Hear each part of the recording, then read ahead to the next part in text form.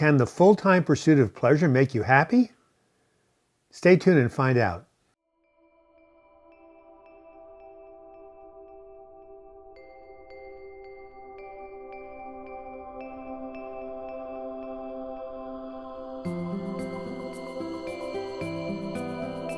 Hello, my name is Douglas Bloch. I'm an author, a mental health educator, and a depression survivor. Welcome to your Depression Recovery channel, where each week we talk about practical tools and coping strategies for healing from depression and anxiety. The title of today's video is called, Can the Full-Time Pursuit of Pleasure Make You Happy? Before we find out, we have to tell our normal joke. And I've always told people, in all these videos, especially in my ones on hope, that what goes down must come up. In other words, anytime you have a really bad period in your life, if you wait long enough, it will be followed by a good period. So this is the background to this joke, and that is, why did Humpty Dumpty have a great fall? Well, because he had a terrible summer.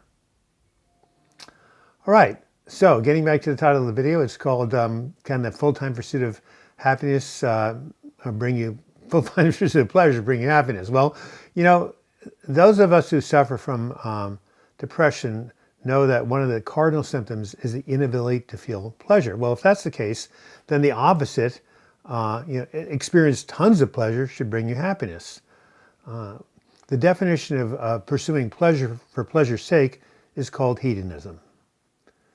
Now, this may seem all well and good, but the problem with living this way is something that psychologists have called hedonic adaptation.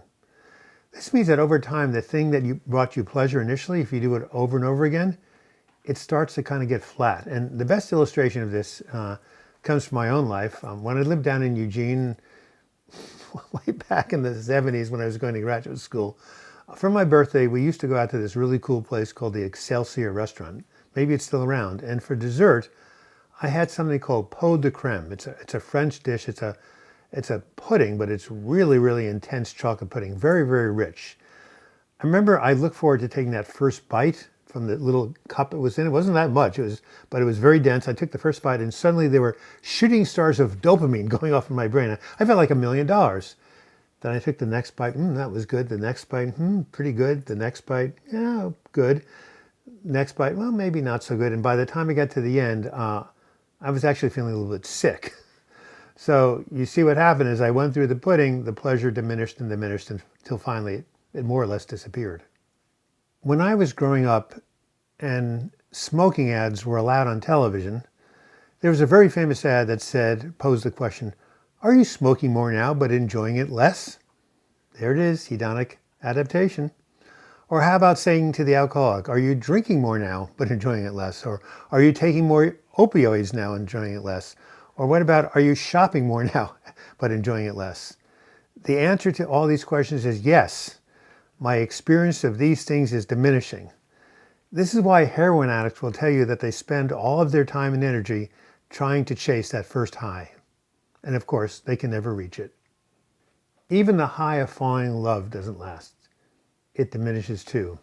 Soon you have a house, a mortgage, and babies waking you up at night. I like the adage a minister friend of mine once told me. If you want to be happy for a day, go out to a really good restaurant. If you want to be happy for 2 weeks, buy a new car. If you want to be happy for 6 months, fall in love. But if you want to be happy for the rest of your life, develop a relationship with your higher power. So maybe there's something spiritual here. And I just remember reading something from the Sermon on the Mount. It's universal. Matthew 6. Let me see if I can find it here. Oh, Doug, you should definitely have your bookmarks better. Here we are. It says, do not lay up for yourselves treasures on earth where moth and rust destroy and where thieves break in and steal. But lay up for yourselves treasures in heaven where neither moth nor rust destroy and where thieves do not break in and steal. For where your treasure is, there your heart will be also. Happiness seems to be something about following your heart.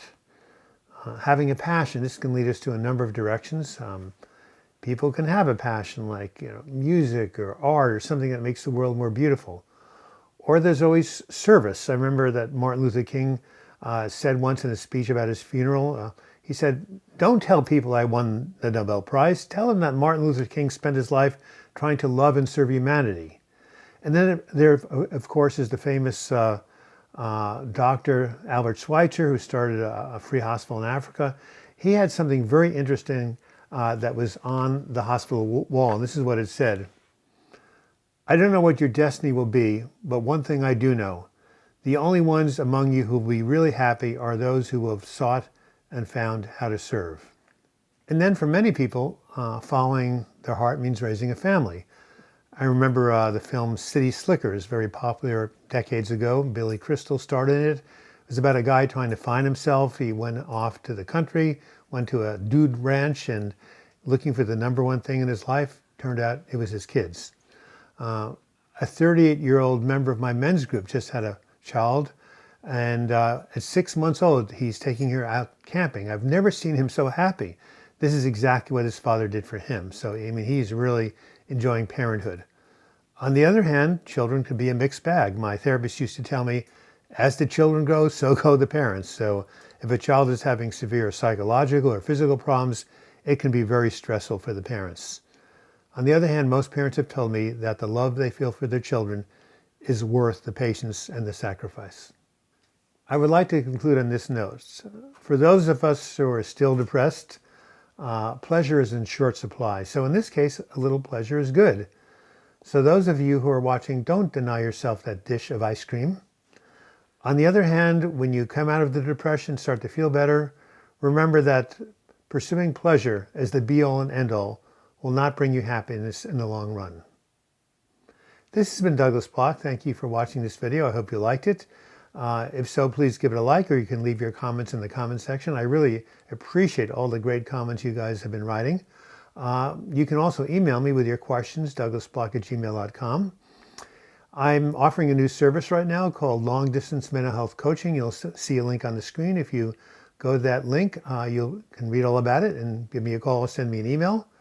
And if you want to subscribe to this channel, just click on the subscribe button, actually my photo. That will take you to the subscribe page. And if you want to become a sustaining member of this channel, just click on the Patreon link and you can go to my Patreon website where you can, for as little as $2 a month, help this channel continue and grow. And until we meet again, I wish you the best in your mental health recovery. Thank you so much for watching.